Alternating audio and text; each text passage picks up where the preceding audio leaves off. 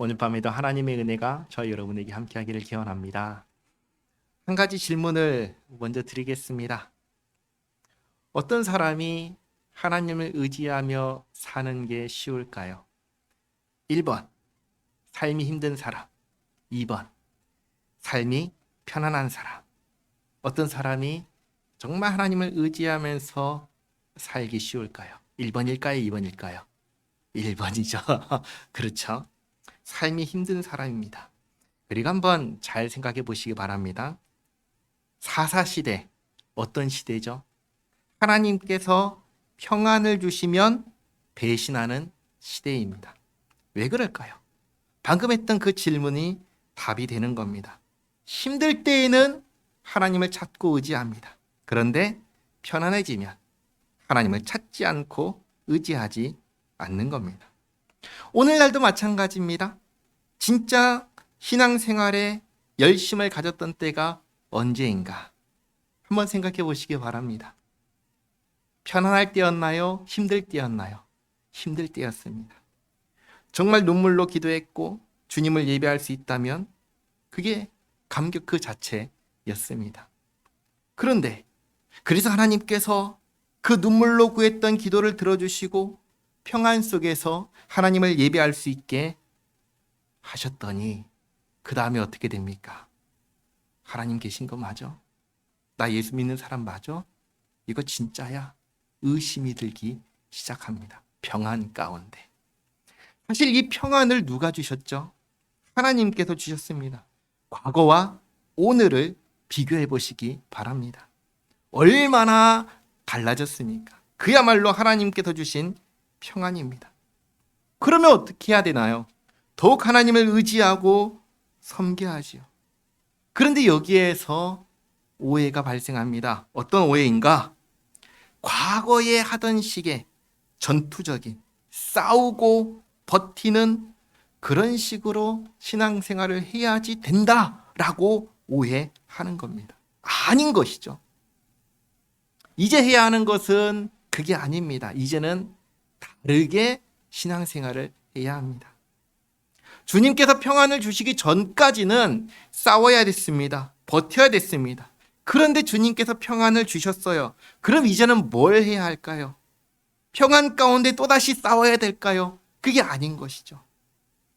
그러면 뭘 해야 되냐면 이 평안을 주신 주님께 영광을 돌리는 삶을 이제는 살아야 되는 것입니다. 이제는 과거로 돌아가서 과거에 하던 방식을 반복하는 게 아니라 이제 하나님께서 주신 은혜와 평안을 가지고 이 모든 것을 주신 하나님께 영광을 돌리는 삶을 살아야 되는 겁니다. 그전에는 이 삶을 살 수 있었나요? 그럴 수가 없었어요. 이전에는 너무 힘들었어요. 너무 어려웠어요. 하나님께 영광을 돌린다 생각할 수도 없었죠. 그러나 주님께서 평안을 주셨잖아요. 이제는 달라져야 되는 겁니다. 그러면 또다시 질문을 드리겠습니다. 지금은 어떠한 삶을 살고 계십니까? 주님께 영광 돌리는 삶을 살고 계신가요? 아니면 어떤 다른 목적을 가지고 아니면 아무런 목적도 없이 살고 계십니까? 신앙을 갖기 전에, 신앙을 갖고 난 후에, 그리고 주님께서 내 인생에 평안을 주신 후에 하나님 앞에서 내 삶은 어떻게 달라졌습니까? 나에게 주어진 환경이 각각 다르기 때문에 똑같을 수가 없어요. 그때와 이때가 다를 수밖에 없습니다. 정말 힘들 때는 버티는 것만이 전부일 때가 있었습니다. 그러나 지금은 그때는 지났잖아요. 그러면 지금은 그때처럼 버티는 신앙생활을 해야 할 것이 아닌 것이죠. 지금은 지금에 맞는 신앙생활을 해야 한다는 겁니다. 그게 뭔가요? 주님을 즐거워하고 주님을 영화롭게 하는 것입니다. 그때로부터 한 발 나가야 되지요. 주님을 즐거워하는 것은 어떻게 하는 걸까요? 어떻게 하는 게 주님을 즐거워하는 걸까요? 주님이 자꾸 보고 싶은 겁니다. 하나님이 보고 싶고 하나님을 만나고 싶고 그게 즐거워하는 것입니다. 하나님 보고 싶지 않고 만나고 싶지 않고, 이렇게 예배드리는 게 뭔가 숙제 같고 심지어 귀찮고, 그러면 회개해야 합니다. 지금 나에게 문제가 생겼다는 것을 깨달아야 됩니다. 그리고 정말 기도해야 합니다. 아니, 먼저는 나 자신을 돌아봐야 됩니다. 뭘 돌아봐야 되는가? 하나님께서 나에게 베푸신 은혜를 돌아봐야 합니다. 우리가 정말 하나님을 즐거워할 수 있는 것, 그것은 주님께서 먼저 우리에게 찾아와 주셨기 때문입니다. 주님께서 먼저 우리에게 은혜를 베풀어 주셨기 때문입니다. 그 은혜가 있기 때문에 주님을 즐거워할 수 있는 것이죠. 문제는 우리가 그걸 너무나 쉽게 잊어버린다는 사실입니다. 그래서 이것을 잊지 않으려면 어떻게 하는 게 좋을까 생각하다 보니까 이미 많이 하고 있는 것들 중에 하나가 뭐냐면 일기를 쓰는 거예요. 어떤 일기일까요? 하나님께서 베푸신 그 은혜를 기록으로 남기는 겁니다. 나는 내 머리는 잊었어도, 그래서 지금 주어진 이 평안 가운데 이게 맞아? 이게 맞는 거야? 의심할 수 있지만 그때를 다시 펼쳐보면서 맞아. 내가 이런 때가 있었지. 근데 이런 때 하나님께서 나에게 이런 은혜를 베풀어 주셨지. 다시 보고 기억할 수 있게 하는 겁니다. 이걸 보고 그때 베푸신 은혜를 다시 떠오르고, 맞아. 하나님께서 나한테 이렇게 하셨어. 정말 하나님, 너무나 고마우신 하나님, 너무나 감사하신 하나님. 그것을 깨달을 때, 다시 회복할 때 뭘 할 수 있어요? 하나님을 다시금 즐거워할 수 있는 겁니다. 그때 하나님을 기뻐할 수 있는 겁니다. 그것을 회복해야 하는 겁니다. 그리고 주님을 영화롭게 하는 것은 어떻게 하는 겁니까? 예수님께서 이미 가르쳐 주셨어요. 마태복음 5장 16절 말씀 같이 한번 읽겠습니다. 이같이 너희 빛이 사람 앞에 비치게 하여 그들로 너희 착한 행실을 보고 하늘에 계신 너희 아버지께 영광을 돌리게 하라. 아멘. 하나님을 어떻게 영화롭게 하죠? 착한 행실, 선행으로 영화롭게 합니다. 그러면 이제는 우리가 정말 신앙생활을 잘한다 하는 것은 뭐냐면 하나님을 영화롭게 할 때 잘하는 거예요. 외부의 압력이 과거에 있어서 싸우고 버티고 그렇게 하면 잘하는 게 아니라, 이제는 그런 거 없잖아요. 이제는 그게 아니라 하나님 앞에서 내가 해야 할 도리를 선행을 하는 겁니다. 그건 구체적으로 어떻게 하는 거냐? 지난 주일에도 말씀드렸지만 남편은 아내에게 잘하는 겁니다. 아내는 남편에게 잘하는 겁니다. 부모는 자식에게 잘하고 자식은 부부에게 효도하는 겁니다. 직장에서 열심히 성실하게 정직하게 일하는 겁니다. 또 이웃 사촌과 사이좋게 지내는 겁니다. 근데 어떤 분은 이런 말 할 수 있어요. 나는 직장도 안 가고 하는 일도 없어요. 그럼 뭘 해야 되나요? 뭘 해야 될까요? 그럼 그때는 전도하십시오. 전도하십시오. 예수님께서 승천하시기 전에 제자들에게 하신 명령입니다. 뭐라고 하셨죠? 가서 복음을 전하라 하셨습니다. 마태복음 28장 19절 말씀, 20절 말씀 같이 한번 읽겠습니다. 그러므로 너희는 가서 모든 민족을 제자로 삼아 아버지와 아들과 성령의 이름으로 세례를 베풀고 내가 너희에게 분부한 모든 것을 가르쳐 지키게 하라. 볼지어다 내가 세상 끝날까지 너희와 항상 함께 있으리라 하시니라. 아멘. 자, 이 명령 누구에게 하셨죠? 이 명령을 받은 사람이 누구예요? 사도들이네요. 그러니까 어떤 사람들은 이것은 사도에게만 하신 말씀이야. 그러니까 복음을 전하는 일은 사도들이 할 일이지 우리가 할 일은 아니야. 그런데 20절 말씀 보세요. 20절 말씀 보시면 뭐라고 돼 있죠? 세상 끝날까지 너희와 항상 함께 있겠다. 이 말씀 그러면 사도들에게만 하신 말씀인가요? 우리는 상관이 없는 말씀인가요? 아니잖아요. 주님께서는 누구와 함께 하셔요? 우리와 함께 하시잖아요. 언제까지 함께 하셔요? 영원토록 함께 하시잖아요. 예수님의 이 말씀은 사도들에게만 하신 말씀이 아니라 오고 오는 모든 예수 믿는 사람들에게 하신 말씀인 거예요. 그러면 이 명령, 사도에게만 하신 명령이 아니라 우리에게도 똑같이 하신 명령인 것입니다. 무엇으로 하나님께 영광을 돌리는가? 우리의 선행으로, 그리고 전도로 하나님께 영광을 돌리는 것입니다. 이 일에 힘쓰시기 바랍니다. 그게 평화로울 때 우리가 해야 하는 일입니다. 내 삶에 평안이 없을 때, 고통스러울 때, 괴로울 때, 그때는 버티는 것, 예배 한 번 나오는 것, 그것만이 전부일 수 있습니다. 그러나 그 시간을 주님께서 다 해결해 주셨을 때, 그러면 그 이후의 시간은 정말 주님을 즐거워하고 주님을 영화롭게 하는 것으로 채워가고 만들어가는 우리 모두가 되기를 바랍니다. 본문을 보겠습니다. 2절 말씀 보시면 이렇게 시작하지요.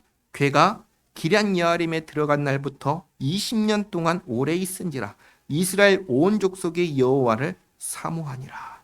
괴가 아미나답의 집에 들어갔습니다. 그때로부터 20년의 세월이 흐른 거예요. 20년이라는 시간이 흐른 뒤에 이스라엘 온 족속이 여호와를 사모합니다. 20년이나 지난 뒤에 다시금 하나님을 섬기고자 하는 마음이 생겼다는 거예요.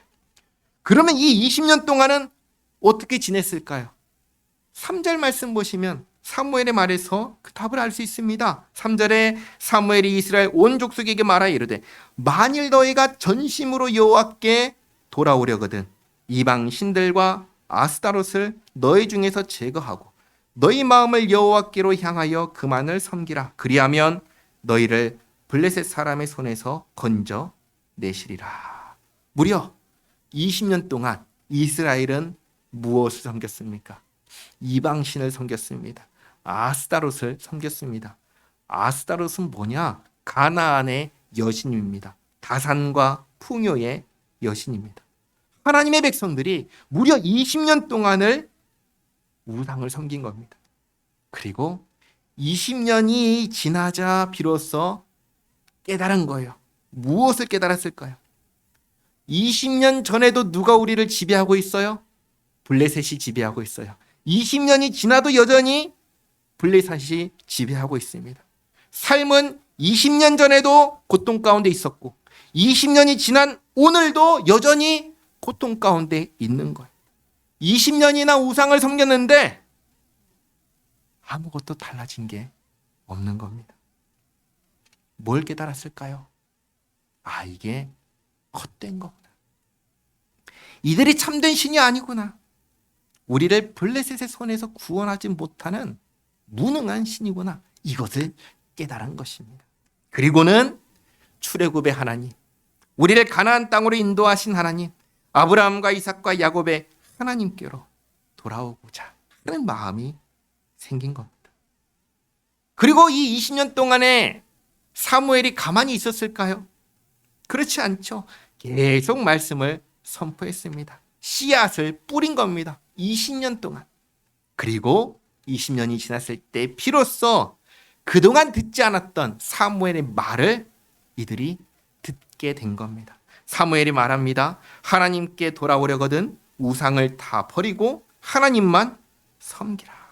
그러자 이스라엘이 어떻게 해요? 4절에 이에 이스라엘 자손이 바알들과 아스타롯을 제거하고 여호와만 섬기니라. 사무엘의 말에 순종합니다. 완전히 달라졌죠.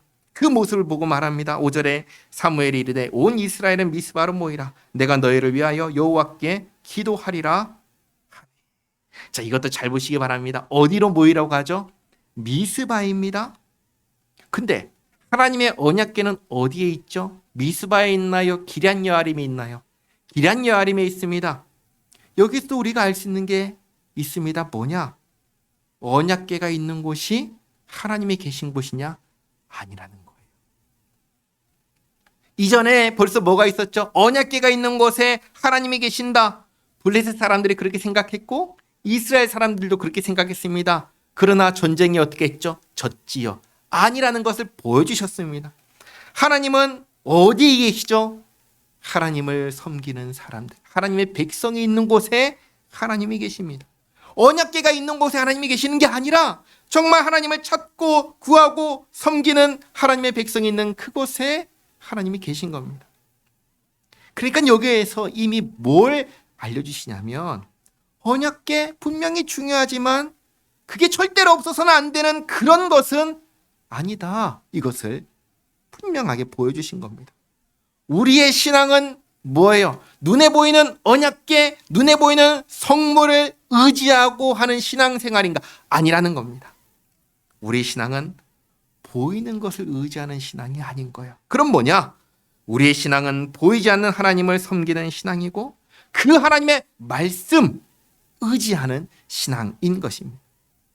사무엘이 미스바로 모이라고 합니다. 6절에 그들이 미스바에 모여 물을 길어 여호와 앞에 붓고 그날 종일 금식하고 거기에서 이르되 우리가 여호와께 범죄하였나이다 하니라.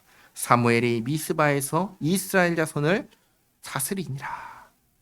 근데 물을 붓는 예식은 율법 어디에도 나오지 않습니다. 그래서 이것만 딱 떼서 도대체 물을 붓는 게 뭘까? 이러면 답을 찾을 수가 없어요. 그럼 이게 뭐냐 했을 때 물을 붓는 것, 금식하는 것, 그리고 범죄했음을 자백하는 것, 이 세 가지를 같이 하나로 봐야지 뜻을 알 수 있습니다. 뭐냐? 세 가지가 똑같은 거예요. 20년 만에 이스라엘 백성들이 미스바에 모여서 하나님 앞에 통회 자복하는 시간을 가졌다라는 것을 보여주는 것입니다. 자, 그리고 한 가지 더 말씀드리면 사무엘이 미스바에서 이스라엘 자손을 어떻게 했다고 하죠? 다스렸다라고 합니다. 사무엘은 그 민족이 어느 지파 사람이냐면 레위 지파 사람입니다. 그리고 엘리 제사장 밑에서 제사장으로 성장했습니다. 또 하나님의 언약궤 앞에서 계시를 받은 선지자가 되었고 사사로 부르심을 받았습니다. 그리고 여기 보시면 다스렸으니 뭐죠? 왕입니다. 사무엘은 아마도 최초로 제사장, 선지자, 왕의 직무를 다 수행한 사람입니다. 그러니까 이 사무엘은 무엇을 예표하는 사람이냐? 예수님을 예표하는 사람인 것입니다. 7절에 이스라엘 자손이 미스바에 모였다함을 블레셋 사람들이 듣고 그들의 방백들이 이스라엘을 치러 올라온지라. 이스라엘 자손들이 듣고 블레셋 사람들을 두려워하여.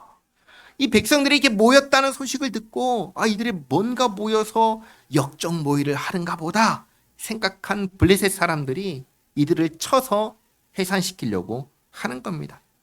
그래서 블레셋 사람들이 온다는 소식을 듣고 8절에 이스라엘 자손이 사무엘에게 이르되 당신은 우리를 위하여 우리 하나님 여호와께 쉬지 말고 부르짖어 우리를 블레셋 사람들의 손에서 구원하시게 하소서 하니. 지금까지 섬겨왔던 우상들 아스타롯 아무 도움이 안 됐죠. 이제는 누구밖에 없어요. 하나님밖에 없습니다. 그래서 이스라엘 자손이 사무엘에게 기도를 부탁합니다. 그러자 9절 사무엘이 젖 먹는 어린 양 하나를 가져다가 온전한 번제를 여호와께 드리고. 자, 그런데 이 제사 어디서 드렸을까요? 미스바입니다. 그렇죠? 미스바에 모였잖아요. 그런데 한번 생각해 보시기 바랍니다. 미스바에 성막이 있나요? 제단이 있나요? 언약궤가 있나요? 아무것도 없습니다. 그야말로 아무것도 없는데 여기에 제단을 쌓고 어린 양을 잡아서 번제를 바친 겁니다. 그런데 이 제사 어떤 제사라고 하나요?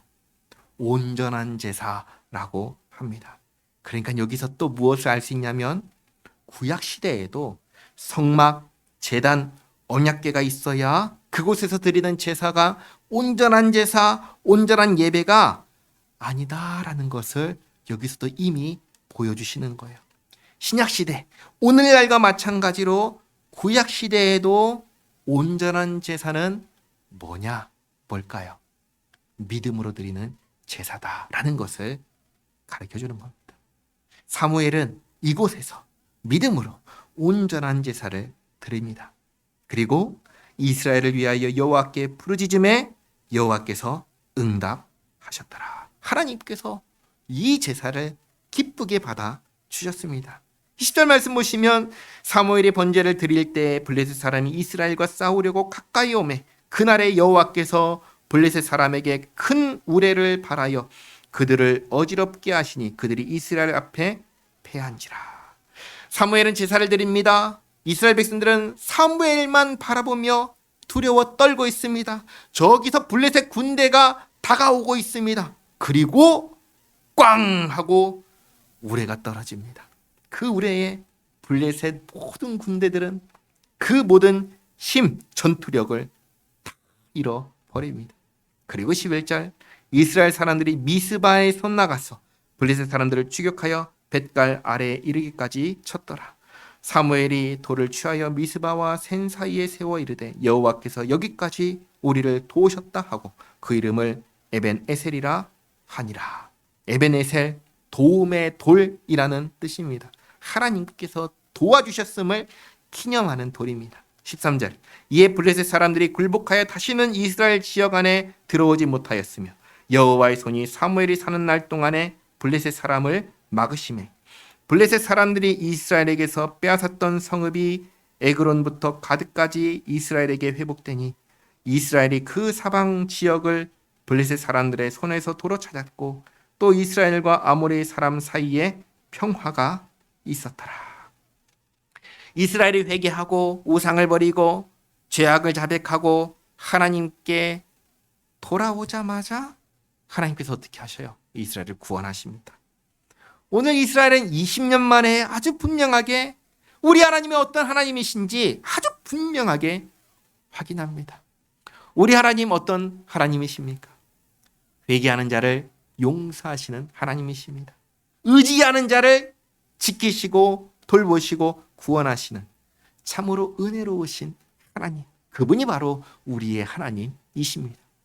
20년 동안 우상, 아스타롯 아무것도 하지 못했는데 하나님께로 돌아오자마자 하나님께서 구원을 베푸십니다. 그리고 한 가지 더 보시기 바랍니다. 14절에 이스라엘과 아모리 사람 사이에 뭐가 있다가 하죠? 평화가 있다고 합니다. 누가 주신 평화죠? 하나님께서 주신 평화입니다. 나중에 열왕기를 보면 알 수 있는데 열왕들이 하나님을 정말 잘 섬길 때 하나님께서 이스라엘에 평화를 주셨습니다. 그러면 하나님께서 평화를 주셨을 때 어떻게 해야지요? 이 평화를 주신 하나님을 배신해야 될까요? 더 잘 섬겨야 될까요? 말할 필요가 없죠. 더 잘 섬겨야 되지요. 이것을 우리가 잊어서는 안 된다라는 것입니다. 15절에 사무엘이 사는 날 동안에 이스라엘을 다스렸으되 해마다 베델과 길갈과 미스바로 순회하여 그 모든 곳에서 이스라엘을 다스렸고 라마로 돌아왔으니 이는 거기에 자기 집이 있음이니라. 거기서도 이스라엘을 다스렸으며 또 거기에 여호와를 위하여 제단을 쌓았더라. 라마에 사무엘이 사는 집이 있었습니다. 라마에서 미스바로, 라마에서 베델로, 길갈로 다니면서 이스라엘을 다스렸습니다. 그렇게 다시 시간이 오래 지납니다. 꽤 시간이 흘렀던 것 같습니다. 8장 1절 말씀 보시면 사무엘이 늙었다. 사무엘이 늙었다라고 합니다. 그의 아들들이 이스라엘 사사로 삼으니 장자 이름은 요엘이요 차자 이름은 아비야라. 그들이 브엘세바에서 사사가 되니라. 사무엘에게 아들이 둘이 있습니다. 요엘과 아비야입니다. 그리고 이들이 뭐라고 하죠? 이스라엘의 사사라고 합니다. 근데 여기서 말하는 사사는 이스라엘의 구원자인 사사가 아닙니다. 그럼 뭐냐? 재판관을 말합니다. 구원자로서의 사사는 누가 세우죠? 하나님께서 세우십니다. 그러나 재판관은 누가 세워요? 사람이 얼마든지 세울 수 있는 겁니다. 사무엘이 요엘과 아비야를 이스라엘의 사사, 재판관으로 삼았습니다. 그래서 이들이 어디에서 재판을 하냐면 브엘세바에서 합니다. 브엘세바가 어디냐 했을 때 브엘세바는 이스라엘 가나안 땅에서 가장 남쪽에 있는 땅입니다. 그러니까 미스바가 중부 지역에 있으면 브엘세바는 남쪽에 있는 겁니다. 그런데 3절을 보시면 그의 아들들이 자기 아버지의 행위를 따르지 아니하고 이익을 따라 뇌물을 받고 판결을 굽게 하니라. 딱 이 말을 들으면 누가 생각나요? 엘리 제사장 생각나지 않습니까? 엘리의 두 아들 홈니와 비느하스는 하나님의 제사를 멸시하는, 하나님을 무시하는 악한 사람들이었습니다. 그리고 엘리 제사장은 그런 아들들을 통제하지 못하는 무능한 아버지였습니다. 그리고 여기 사무엘입니다. 사무엘의 아들들도 똑같습니다. 뇌물을 받고 판결을 굽게 하였습니다. 하나님께서는 이런 재판관들 어떻게 된다고 하셨을까요? 신명기 27장 19절 말씀 같이 한번 읽겠습니다. 객이나 고아나 과부의 송사를 억울하게 하는 자는 저주를 받을 것이라 할 것이요 모든 백성은 아멘 할지니라. 아멘. 어떻게 된다고 하시죠? 저주 받는다 하십니다. 받을 저주, 어떤 저주를 받는가? 그 목록은 굉장히 길죠. 신명기 28장 15절부터 아주 길게 나와 있습니다. 뿐만 아니라 이렇게 잘못된 판결을 내렸다면 이에 대해서 속죄하고 보상할 것을 명령하셨습니다. 만약에 회개하지 않고 속죄하지 않고 보상하지 않으면 하나님께서 심판하신다. 아주 분명하게 보여주셨습니다. 그러니까 이 사무엘의 아들들은 저주를 받고 하나님의 백성 가운데 끊어질 수 있는, 나아가서 죽음에 이를 수 있는 죄를 범하는 악한 재판관들이었던 것입니다. 그럼 여기서 두 가지가 궁금한 게 있지요. 첫 번째는 사무엘은 도대체 자녀 교육을 한 거야 안 한 거야? 이 질문을 할 수 있습니다. 그리고 두 번째로 사무엘은 이것을 알았을 때 왜 이 아들을 그냥 두었을까? 이 생각할 수 있지요. 근데 사무엘이 자녀 교육을 했는지 안 했는지 우리 알 수 있을까요? 없을까요? 알 수 없습니다. 왜냐하면 성경은 얘기하지 않기 때문입니다. 한 가지 분명한 것은 오랜 시간 동안 이스라엘을 사무엘이 다스리며 말씀을 가르쳤다는 사실입니다. 순회하면서 이스라엘을 가르쳤던 사무엘이 자기 자녀들은 가르치지 않았을까? 이 생각을 할 수 있는 거죠. 그러나 알 수 없죠. 그리고 또 한 가지, 이건 알 수 없으니까 두고, 두 번째로 왜 사무엘은 이런 아들들을 그냥 내버려뒀을까? 그 이유를 4절을 보시면 알 수 있는데, 4절 보시면 이스라엘 모든 장로가 모여 라마에 있는 사무엘에게 나아가서, 사무엘이 어디에 있죠? 사무엘은 라마에 있습니다. 아들들은 어디에 있죠? 브엘세바에 있습니다. 엘리하고는 완전히 다른 상황인 것입니다. 엘리는 아들들이 곁에 있었습니다. 같이 살았어요. 그런데 사무엘은 아들들이 남쪽 끝에 있습니다. 그리고 장로들이 와가지고 이 상황을 얘기하는 겁니다. 사무엘이 몰랐던 것 같습니다. 그런데 기가 막힌 것은 그 다음에 나옵니다. 5절에 보십시오.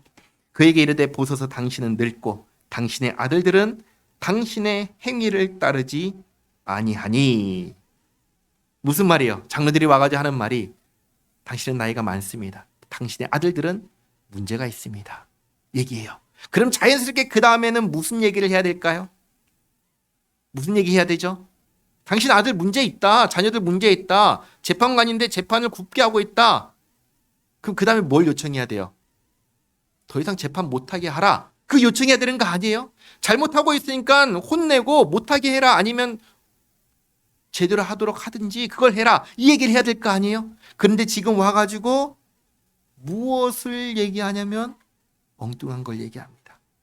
5절 말씀 보시면 모든 나라와 같이 우리에게 왕을 세워 우리를 다스리게 하소서 한지라. 갑자기 왜 왕을 세워달라고 할까요? 갑자기 왜 왕이 필요할 걸까요? 지금 누가 이스라엘 다스리고 있죠? 사무엘이 다스리고 있습니다. 물론 다른 나라처럼 왕으로 다스리는 것은 아니었습니다. 그러나 그 어떤 다른 나라보다 부족하거나 못한 것 있나요? 없나요? 없습니다. 지금 이 나라는 공포와 괴로움과 고통권에 살고 있나요? 아니면 평화롭게 살고 있나요? 평화롭게 살고 있습니다. 이 평화 누가 주셨죠? 하나님께서 주셨습니다. 그럼 지금 필요한 것은 인간 왕이에요? 아닌 거예요.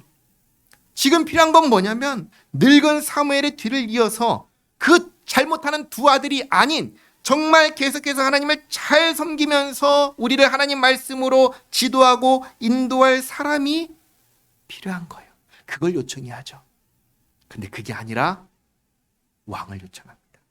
6절에 우리에게 왕을 주어 우리를 다스리게 하라 하였을 때 사무엘이 그것을 기뻐하지 아니하여 여호와께 기도하며 여호와께서 사무엘에게 이르시되 백성이 내게 한 말을 다 들으라. 이는 그들이 너를 버림이 아니요 나를 버려 자기들의 왕이 되지 못하게 함이니라. 하나님께서 이 문제의 본질을 말씀하십니다. 이들의 요구가 사무엘의 아들들은 핑계고 본질은 하나님을 버리려고 하는 것. 8절에 내가 그들을 애굽에서 인도하여 낸 날부터 오늘까지 그들이 모든 행사로 나를 버리고 다른 신들을 섬김같이 내게도 그리 하는도다. 자, 이스라엘 장로들이 이 요구를 이스라엘이 지금 어떤 상황인데 한다고 했지요? 평화로운 상태인데 한다고 했습니다. 평화로운 시기에 항상 이스라엘은 무엇을 선택했지요? 하나님 앞에서 정말 하나님을 잘 섬기는 걸 선택했나 아니면 배신을 선택했나요? 지금 우리는 그 현장을 보고 있는 겁니다. 평화를 주신 하나님을 즐거워하고 하나님을 더욱 영화롭게 할 것을 선택해야 하는데 사사시대 역시나 이들은 배신을 선택하는 겁니다. 이렇게 하나님께서 이들의 문제의 본질을 드러내시고 9절에 그러므로 그들의 말을 듣되 너는 그들에게 엄히 경고하고 그들을 다스릴 왕의 제도를 가르치라. 사무엘이 왕을 요구하는 백성에게 여호와의 모든 말씀을 말하여 이르되 너희를 다스릴 왕의 제도는 이러하니라. 그가 너희 아들들을 데려다가 그의 병거와 말을 어거하게 하리니 그들이 그 병거 앞에서 달릴 것이며 그가 또 너희의 아들들을 1000부장과 50부장을 삼을 것이며 자기 밭을 갈게 하고 자기 추수를 하게 할 것이며 자기 무기와 병거의 장비도 만들게 할 것이며 그가 또 너희의 딸들을 데려다가 향료 만드는 자와 요리하는 자와 떡 굽는 자로 삼을 것이며 그가 또 너희의 밭과 포도원과 감람원에서 제일 좋은 것을 가져다가 자기의 신하들에게 줄 것이며 그가 또 너희의 곡식과 포도원 소산의 11조를 거두어 자기의 관리와 신하에게 줄 것이며 그가 또 너희의 노비와 가장 아름다운 소년과 나귀들을 끌어다가 자기 일을 시킬 것이며 너희의 양떼의 10분의 1을 거두어 가리니 너희가 그의 종이 될 것이라. 그날에 너희는 너희가 택한 왕으로 말미암아 부르짖되 그날에 여호와께서 너희에게 응답하지 아니하시리라 하니 백성이 사무엘의 말 듣기를 거절하여 이르되 아니로소이다. 우리도 우리 왕이 있어야 하리니. 7장에서 우상을 버리라는 사무엘 말에 어떻게 했죠? 순종했습니다. 지금은 어떻습니까? 사무엘의 말 듣기를 거절합니다. 그리고 하는 말 20절 우리도 다른 나라들 같이 되어 우리의 왕이 우리를 다스리며 우리 앞에 나가서 우리의 싸움을 싸워야 할 것이니이다 하는지라. 지금까지 누가 이스라엘 앞에 나가서 싸워주셨죠? 하나님께서 싸워주셨고 승리를 주셨고 평화를 주셨습니다. 그래서 이 평화를 누리고 있습니다. 그런데 이들이 무엇을 원합니까? 이 평화 속에서 평화를 주신 하나님 아니라 이방인들처럼 우리를 대신하여 싸워주는 인간 왕을 요구합니다. 21절에 사무엘이 백성의 말을 다 듣고 여호와께 아뢰매 여호와께서 사무엘에게 이르시되 그들의 말을 들어 왕을 세우라 하시니 사무엘이 이스라엘 사람들에게 이르되 너희는 각기 성읍으로 돌아가라 하니라.